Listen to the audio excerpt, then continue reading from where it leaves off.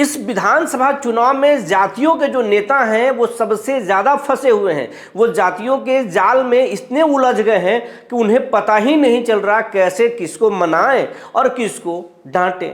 इसमें सबसे ज़्यादा हर जाति के नेता फंसे हुए, लेकिन सबसे ज़्यादा जो फंसे हुए हैं वो कुशवाहा जाति के नेता फंसे हुए हैं। हम इसलिए बोल रहे हैं कि इस बार एनडीए में दो बड़े कुशवाहा के नेता हैं। पहले बिहार के डिप्टी सीएम और बीजेपी के सीएम जो फेस हैं सम्राट चौधरी, वो हैं। तो दूसरे कुशवाहा के सबसे बड़े नेता कहे जाते हैं उपेंद्र कुशवाहा, वो भी हैं। अब इनके रहते कुशवाहा जाति के लोग अगर इनकी बात ना माने और एनडीए के बाहर जाकर वो वोटिंग करने की बात करे या विरोधियों के साथ वो क्षेत्र में नजर आए, तो इन नेताओं की परेशानी तो बढ़ेगी ही। और कुछ ऐसा ही चल रहा है। अब बड़े नेता अपने कार्यकर्ताओं को बुलाकर समझा रहे हैं, लेकिन कार्यकर्ता हैं कि मानने के लिए तैयार नहीं है। बोल रहे हैं कि इस विधानसभा में छोड़ दीजिए, बाकी विधानसभा में हम देख लेंगे। आज इसी पर चर्चा करेंगे। जी नमस्कार, मैं हूं विपुल कुमार और आप देख रहे हैं सूर्य बिहार डिजिटल न्यूज़। अब हम बिहार के तमाम दर्शकों से अपील करना चाहते हैं कि अगर आप इस चुनाव में सच्ची और अच्छी खबर देखना चाहते हैं, सियासी उठापटक और किस नेता का क्या जुगाड़ है, इन तमाम चीज़ों से अगर रूबरू होना चाहते हैं, इस चैनल को यूट्यूब पर सब्सक्राइब कर लीजिए, बेल आइकन को दबा लीजिए। फेसबुक पर अगर आप हमें फॉलो करते हैं तो इस पेज को फॉलो करना ना भूलें। सूर्य बिहार का अपना व्हाट्सएप चैनल भी है और इस खबर के डिस्क्रिप्शन में उसका लिंक दिया हुआ है, उसे आप ज़रूर ज्वाइन कर लें। अब आपको विस्तार से खबर बताने जा रहे हैं। हम सबसे पहले बात करेंगे एनडीए की।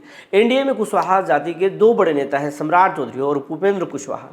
और लॉ कुश समीकरण एनडीए का वोट माना जाता है, यानी कुरी और कुर्मी, ये दो। इसके पहले नेता नीतीश कुमार हैं और आज भी सबसे बड़े नेता हैं नीतीश कुमार लॉ कुश समीकरण के। लेकिन कुशवाहा जाति के दो बड़े जो नेता हैं, उनके आने के बाद कहा जाता है कि नीतीश का प्रभाव थोड़ा कम हुआ है, लेकिन उपेंद्र कुशवाहा और सम्राट चौधरी के इन पे बहुत ज़्यादा प्रभाव है।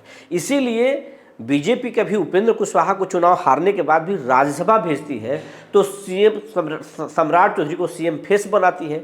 लेकिन इन सबके बावजूद लालू प्रसाद यादव ने, तेजस्वी यादव ने एक ऐसा जाल फेंका है, ऐसा कुशवाहा कार्ड खेला है, जिसके बाद एनडीए घटक दल के नेता फंसते नजर आ रहे हैं, परेशान नजर आ रहे हैं।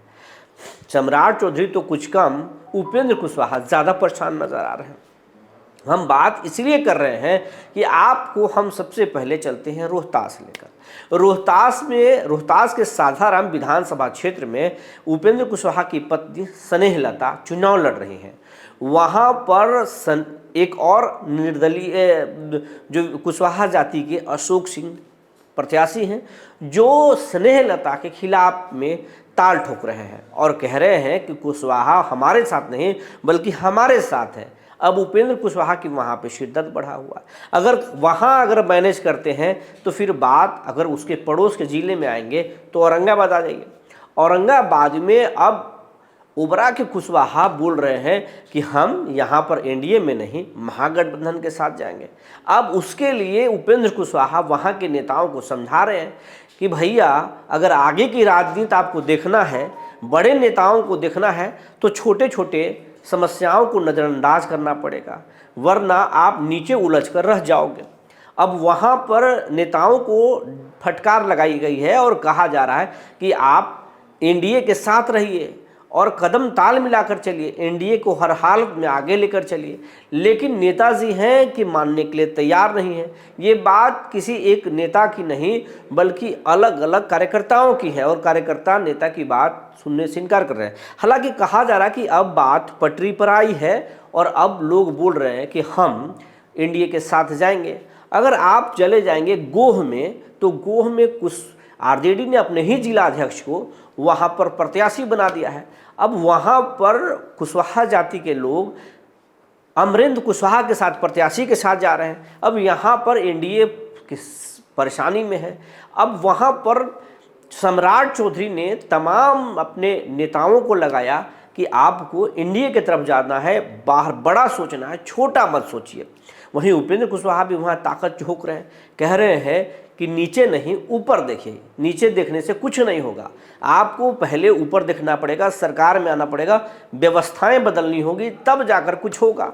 लेकिन नीचे के कार्यकर्ता हों या फिर वो जाति के लोग हों, मानने को तैयार नहीं है। भैया आपके राजनीति रसूख कितना बढ़ेगा उससे मतलब नहीं है, हमें तो अपने घर में ही अपने नेता को देखना है। इस तरीके से हो रहे हैं। अब अगर बात औरंगाबाद विधानसभा के अन्य विधानसभा में करें तो वहाँ पर भी इसी तरीके के समीकरण है। तो कुशवाहा जाति इस बार एनडीए के साथ है या महागठबंधन के साथ, ये आम लोगों को पता चले न चले, एनडीए के नेताओं को अच्छे से पता चल रहा है। लेकिन कहा जा रहा है कि ये कोर वोटर है एनडीए के और एनडीए के साथ रहेंगे। लेकिन इसमें कितनी सच्चाई है ये तो 14 नवंबर को ही पता चलेगा जब वोट ईवीएम की गिनती होगी। अब अगर बात करें गया के, तो गया में एक सीट है वजीरगंज। वजीरगंज में बीजेपी के जो विधायक हैं वीरेंद्र सिंह, उनके खिलाफ में कुशवाहा जाति के लोग हैं। वहाँ कह रहे हैं कि हम यहाँ छोड़कर बाकी जगहों पर एनडीए के साथ है, लेकिन वजीरगंज में हम आपके साथ नहीं हैं। वहाँ पर बड़े बड़े दोनों नेता को लगाया गया, दोनों नेता बात कर रहे हैं, लेकिन वहाँ के जो कुशवाहा जाति के लोग हैं वो कह रहे हैं कि हम वजीरगंज में आपके साथ नहीं हैं। लेकिन कई दफ़ा बात की गई है और कहा जा रहा है कि अब मामला पटरी पर आ रहा है। तो बड़े नेता परेशान हैं, जातियों के जंजाल में फंसे हुए हैं। उनको ये कहना पड़ रहा है कि आप नीचे नहीं ऊपर देखिए, लेकिन नीचे के लोग बोल रहे हैं कि पहले हम नीचे देखेंगे बाद में ऊपर देखेंगे। अगर नीचे ही खराब हो गया तो ऊपर हम देखकर क्या करेंगे। ये बड़ा मुश्किल है। और ये सिर्फ कुशवाहा जाति की बात नहीं, इसी जाल में राजपूत भी फंसा हुआ है, इसी जाल में भूमिहार भी फंसा हुआ है। अब अतरी विधानसभा है गया जिले में, वहाँ पर जो हमने अपना कैंडिडेट दिया है वो राजपूत जाति के खिलाफ में दिया है। वहाँ राजपूत जो है वो एनडीए के कोर वोटर माने जाते हैं, वहाँ पर थोड़ा नाराज है। तो अब राजपूतों के बड़े नेताओं को अतरी में लगाया गया। कहा जा रहा है कि आप देखिए, अब राजपूतों के बड़े नेता अतरी में अपने जातियों को गोलबंद करने में और खुश करने में लगे हुए हैं। लेकिन कहा जा रहा है कि मामला कुछ सेट नहीं हो रहा है, लेकिन अंततः कहा जा रहा है कि सब कुछ ठीक हो जाएगा। ऐसा ही कुछ हाल गोह में भी है। गोह में भी कुछ राजपूत नाराज चल रहे हैं, जिसको खुश करने के लिए राजपूत नेताओं को लगाया गया। औरंगाबाद के पूर्व सांसद मोर्चा संभाल लिए सुशील कुमार सिंह और अपने लोगों को गोलबंद कर रहे हैं। अब मामला अंततः क्या होगा ये तो देखने वाली बात होगी, लेकिन कहा जा रहा है कि मामला सब कुछ धीरे धीरे बदल रहा है।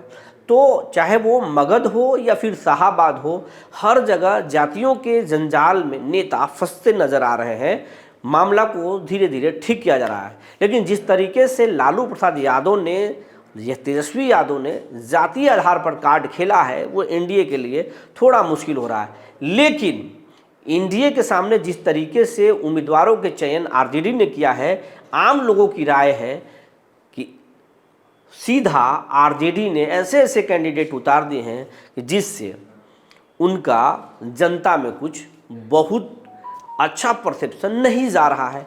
यानी उनको माना जा रहा है कि लड़ाई बहुत कमज़ोर का है, लेकिन हकीकत कुछ अलग है। जातीय समीकरण के आधार पर लालू प्रसाद यादव ने टिकट बांटा है, और अगर इस लड़ाई को नज़दीक से राजनीतिक पंडित अगर देख रहे हैं तो कह रहे हैं कि मामला बड़ा रोचक होगा। लड़ाई नज़दीकी का है, कहीं भी कुछ भी हो सकता है। जो जानकारी निकल कर आई थी हमने आपको बता दिया। तब तक के लिए धन्यवाद।